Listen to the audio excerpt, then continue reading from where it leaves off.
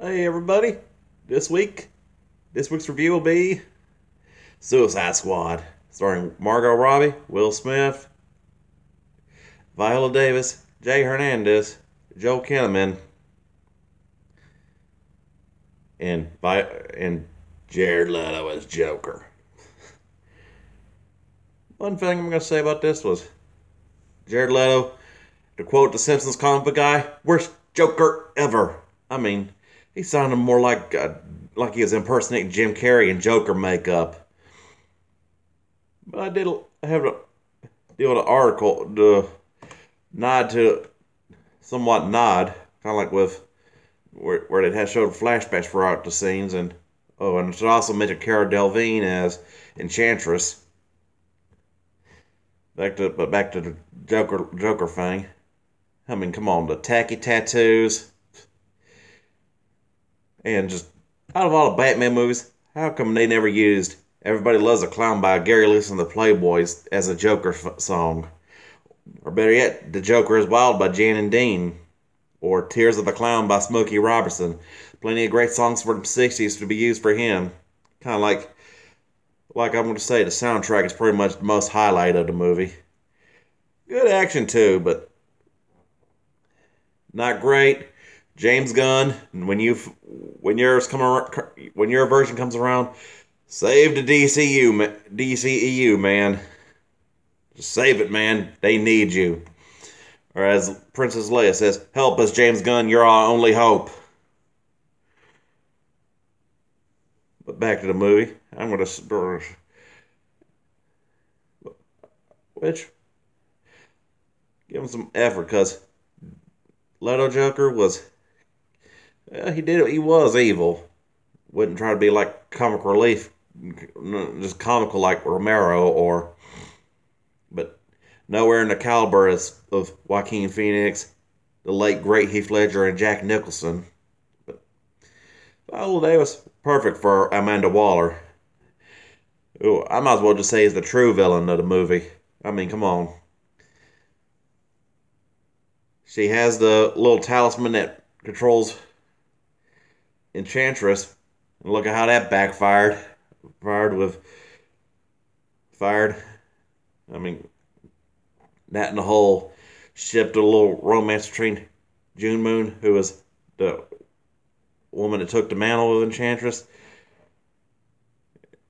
and how they went from civilian form to. I would say that was kind of like just dumb. I haven't heard just her and Rick Flag hook up together. Rick Flag, now I can say that's an underrated character, and I always liked the military James Bond Rambo wannabe heroes. And although a lot of better, some nods like Killer Croc and all, El Diablo, I gotta admit, good actor and good superpower. Being technically he was the only one in the characters that had powers. Comic wise, the better El Diablo was the cowboy Lazarus Lane. Because there's two El Diablos in the DC canon universe, comic wise.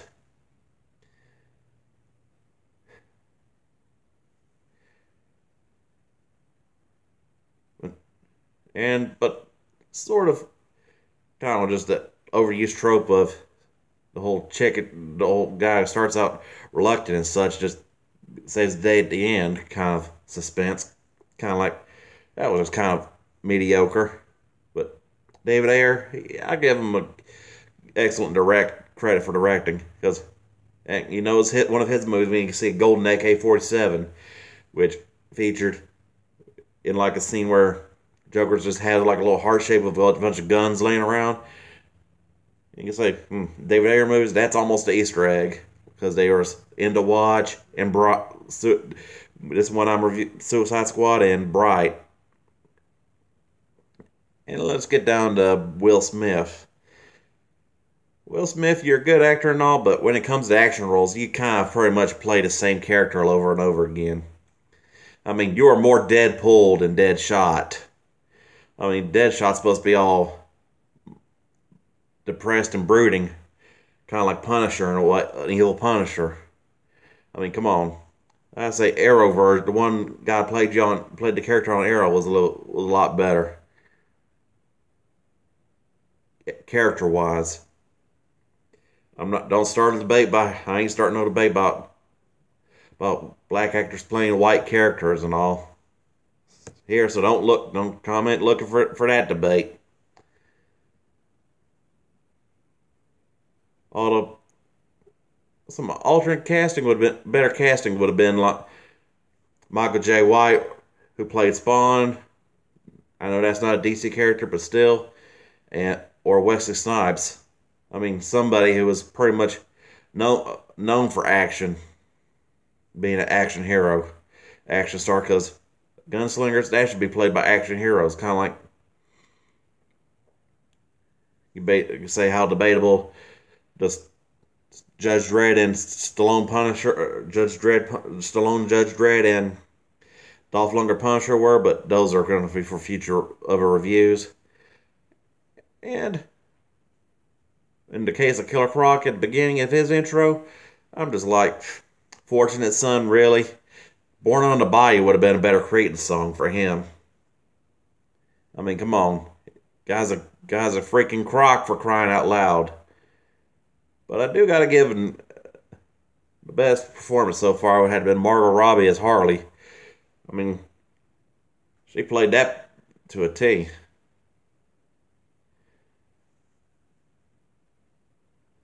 Although I'd say, at first, I kind of thought one song in like her prison scene beginning of the movie, does Leslie Gore's "Get On Me" was kind of odd, given that how Harley suffered from is a psychiatrist who fell in love with Joker and suffered from extreme Stockholm syndrome. But on the other hand, I can say it kind of was foreshadowing towards Birds of Prey, given how given how it was more about how she breaks up. That one was more about how she broke up with Joker and became her own woman again. And don't get me started on Enchantress. And I mean, base form was a little bit more comic accurate to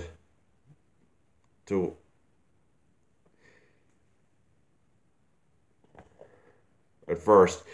Then all she did was look more like a slutty Rita Repulsa cosplay. I mean, come on, they even based the movie was basically fighting her.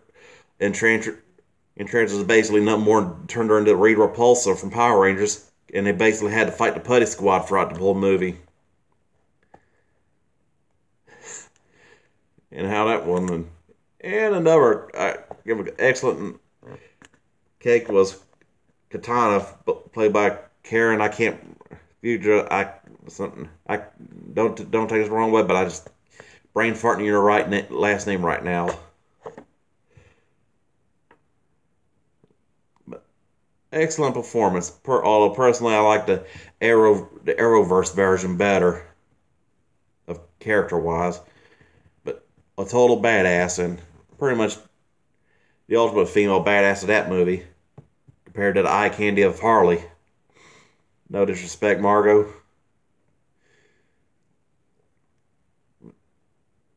Yeah, she knew what she signed on for, so. And of course, back on Rick Flag, Joel Kinnaman, I give you an A for effort, but come on. Somebody best known for action could have been a better one. Like, if Josh Brolin wasn't too busy being Thanos in the MCU and all, he would have been a good candidate. Hate that Tom Hardy turned it down. I mean, even Jason David Frank would have been a better Rick Flag. But who knows? So I know you signed on for a sequel. I might take back this opinion later on when I'm reviewing the reboot Suicide Squad. Or should I say sequel/soft reboot. Help us, James Gunn, you're our only hope. And I got a nod of excellent gunplay which is pretty much the only highlight of Will Smith's Deadshot, because the whole shell shock veteran thing, and although I didn't really see it because, like I said, Will Smith made him look more like Deadpool instead of blood dead shot.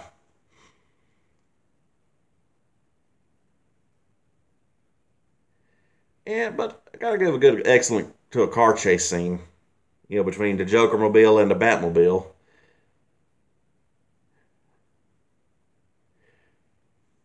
That made an excellent chase, although a little import thing. Europe, uh, foreign star. I mean, come on. Try to say it was an Infinity. Normally, IMDb it was a internet movie. I mean, it was a Infinity something, but try to be like kind of like I had the Raps on Purple Lamborghini.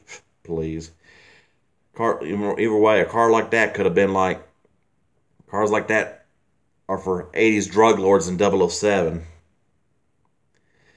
Mine's a tacky purple paint job and neon. Kind of like a modern reimagining of Joker with the tattoos and especially that stupid smile tattoo on his hand. I mean, come on. Wait a next time you do Joker, be more traditional and at least have a damn Tommy gun. I mean, yeah, you've been more, yeah, or better yet, they could have did Pimp Joker with a '70s Cadillac or Lincoln. Hey, could have been a perfect excuse to have Hot Rod Lincoln in the soundtrack.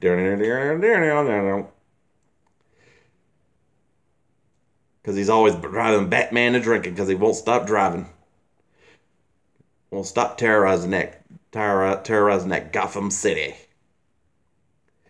But overall, I gotta honestly give this a 2 out of 5. It was a great concept, but very poorly executed. Although the character development was pretty good, kind of, how Harley broke bad and given the whole classic DC trope featured in Batman and Robin, Batman Returns, gonna be in the Suicide Squad on a whole, and also in Wonder Woman, the one coming up of female villains who start out wearing glasses and before they break bad trope. That's how you know a DC movie's gonna happen when a nerdy girl with glasses becomes a villain.